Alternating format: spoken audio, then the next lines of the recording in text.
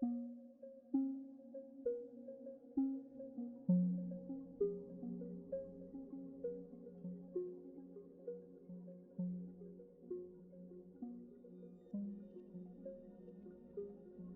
we decided to terminate our contract with the boutique hotel operator, there were certain conditions that came with the contract. One of which was they would dismantle their proprietary systems that they had set up in terms of operations. So that means we are left with having to introduce a new proprietary management system again in terms of that, the digital and the computers, etc.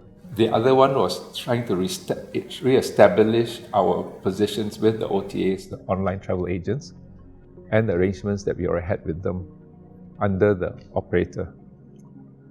So all of these things meant that we would literally have to redo everything, including our collaterals, because they had produced a website which reflected their group as opposed to the house as an individual destination. So all those things really had to be resolved during the course of termination as well as going forwards, right? And that's when I really turned to Shen and said, given your experience with digital online businesses, could you step in and take over that role?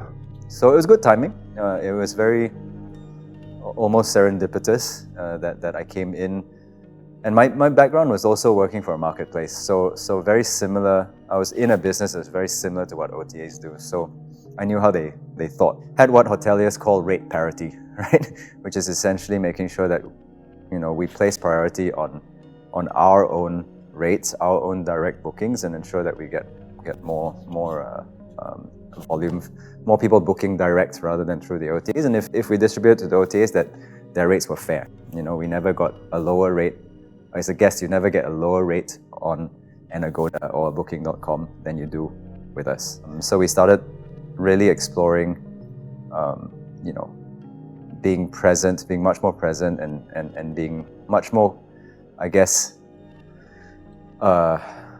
accepting of the fact that the world had changed. It's almost about really going down, making a list of things that we needed to do, as boring as that sounds, and ticking those boxes. So we needed to build a new website. We needed to manage what we call our revenue management, which is essentially distributing our content and our rates to the OTAs.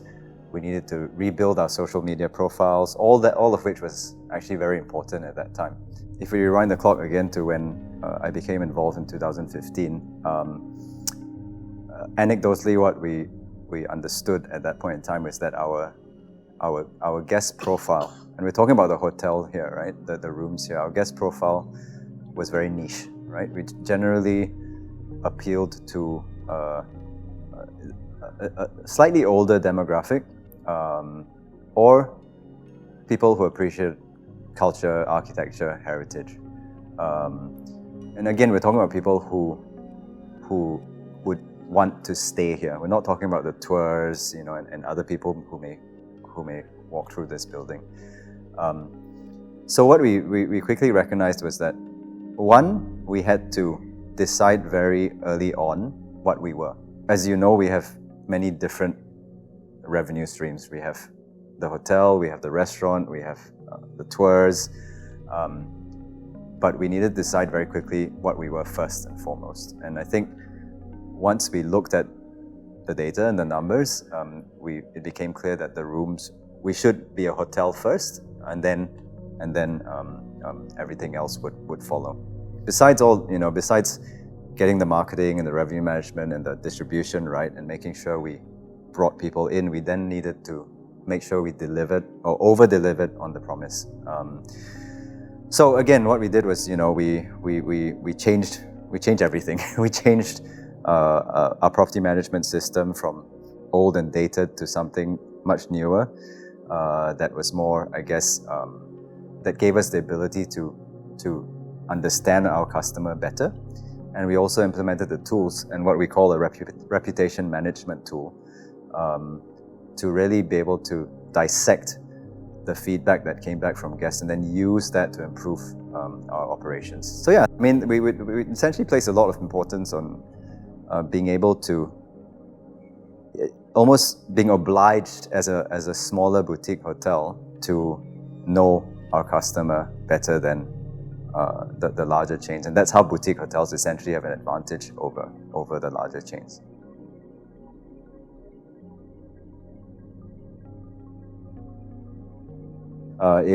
Every business that it was in hospitality, retail, anything, almost every business really, unless you're fully online, was bleeding. So we suffered from exactly the same thing as every other hotel did. I think we were fortunate enough that we were small, you know, so our costs weren't that high. This is a bit of a fine dining restaurant, right? So our prices are slightly high, our food doesn't travel well, you know, it's all plated, you know. We had to pivot to a delivery model like every other restaurant did. We had to get on the Grabs, we had to get on the Food Pandas. In fact, that was the only revenue source for about, if I remember correctly, about 4 to 6 months, right? And it made up literally 5% of our total monthly revenue. So you can imagine how bad it was. We did flash sales, so we would sell rooms ahead. So we were really, I think, the first to do that. And then a lot of other hotels started first in Penang to do that. Definitely not the world, but we started selling coupons and really cheap rates and really flexible sort of benefits. So you could change any number of times for the next 12 months, use it whenever you want, but we essentially sell ahead at a much lower rate. Happy to say that we survived. We certainly didn't thrive, but you know, and so a lot of the things we did felt like we did so much for so little reward during that time. But having the gumption to just keep going and trying everything, you know, was the key, really.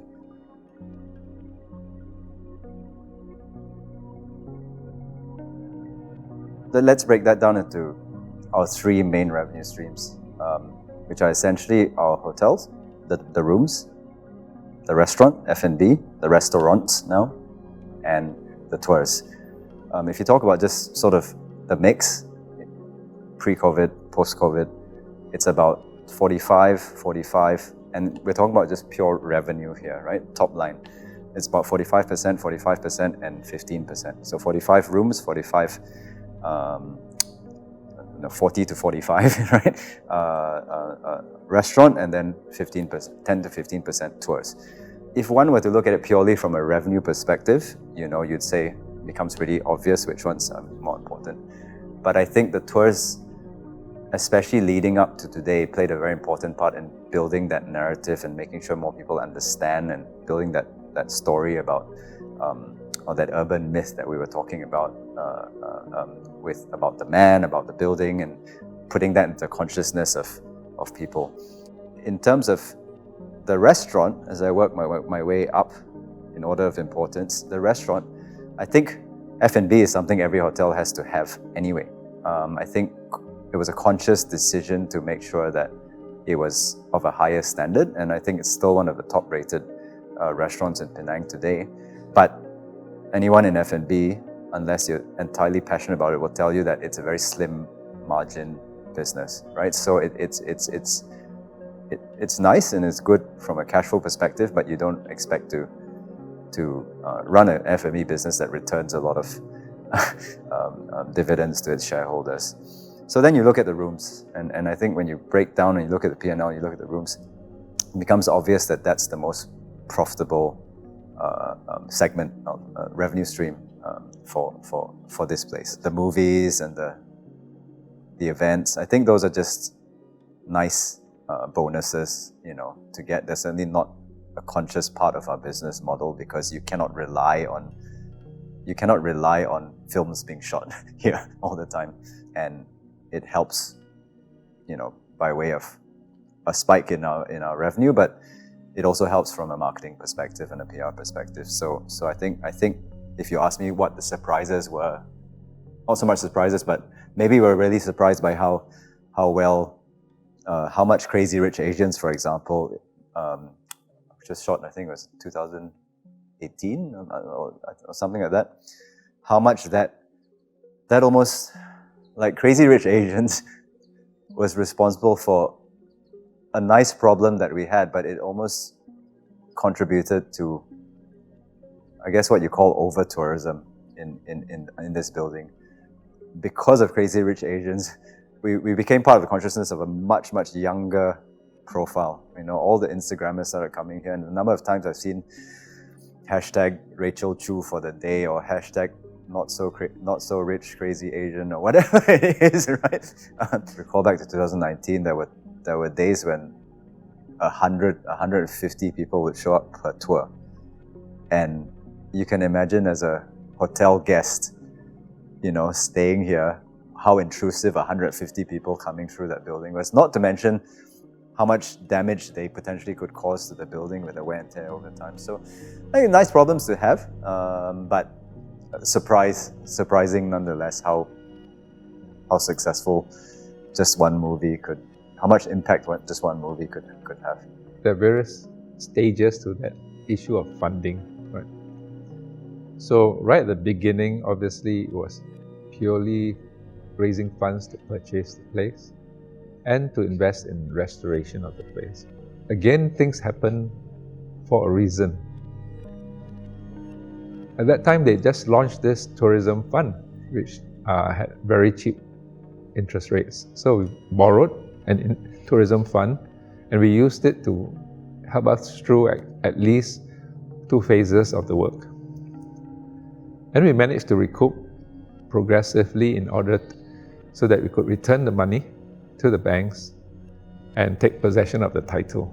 When it came to the homestays, the revenue was good, but it was not really in the quantum that you would think about as in the same rate as capital appreciation of the land. So we relied a lot on that.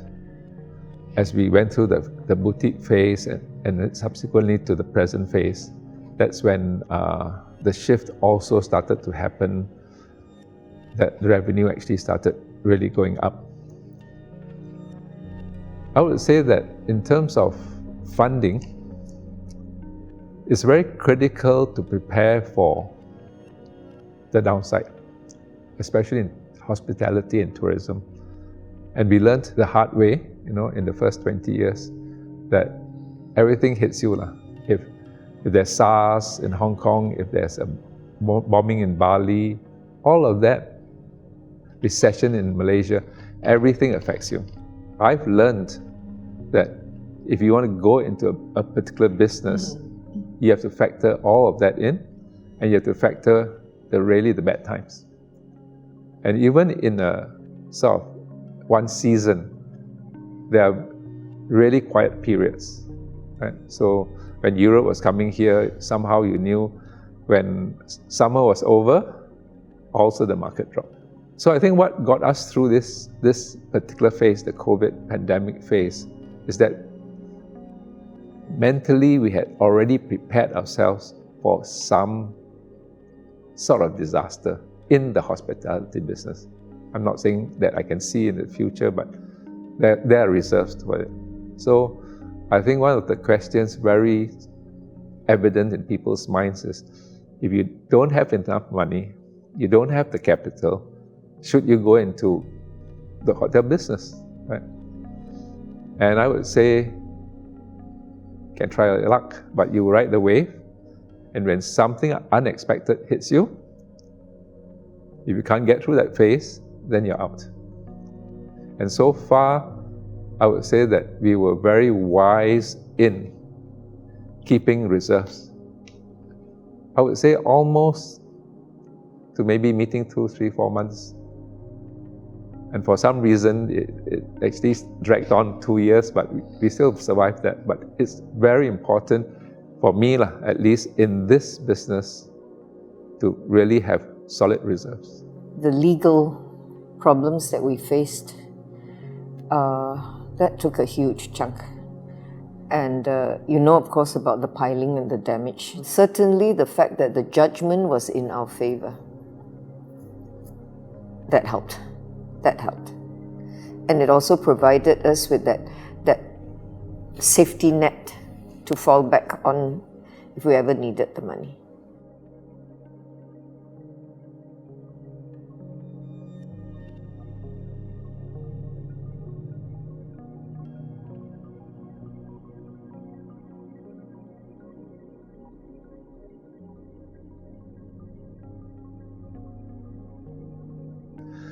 I am basically the heritage site manager, and my duty is to visit the heritage site as often as I can, and when I am unable to do it, I have appointed someone from my office who's also trained in conservation to carry out the maintenance inspections.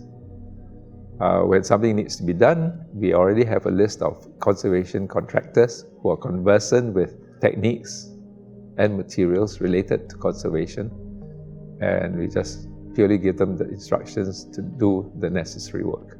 So in that sense, it has an ongoing regime of conservation management in place ever since we finished conserving the work and turning it into the hotel.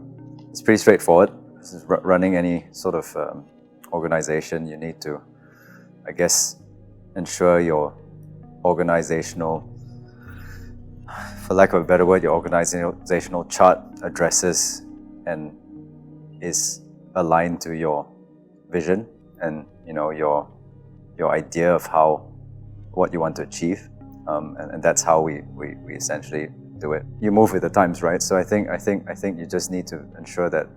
I mean, I'll give you an example. I think when in the early days when I became involved, talk about information management and data management. Again, we come back to knowing your customer, right? It's the single most important thing in a business like this. Our systems that we had did not allow us to do that, right? So we implemented the tools that were necessary in order for us to be able to achieve that. And then I guess from a communication perspective, look, we just use all the tools that we have, right? Like we make sure that, I think I've got about 12 different WhatsApp groups in my phone, and we just make sure that the sort of, I guess, the formula that we have is then replicated by the managers, in each department, etc. So we try and ensure that they all communicate what's happening in the business to their team as well.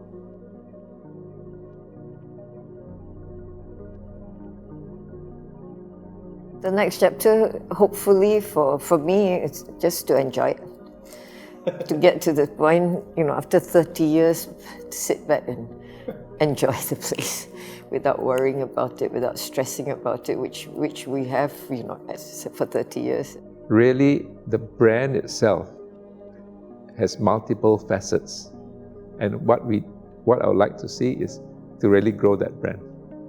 Whoever chooses to use it as a conservation iconic emblem, right, or simply as something to be enjoyed.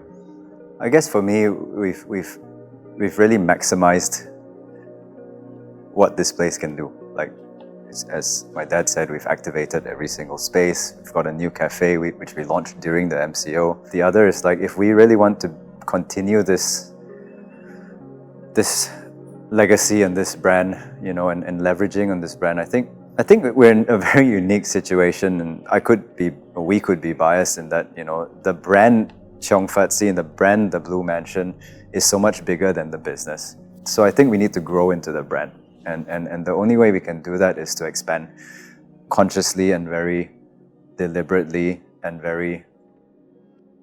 in a very selective manner. Our vision and what we want to do in the future, I think it's really just to continue being iconic, to continue being part of the fabric of the city, continuing being for Penangites as much as we are for international tourists, continuing to inspire other people. I think inspire other artists, architects, and any artisans, that seem to be inspired by this building.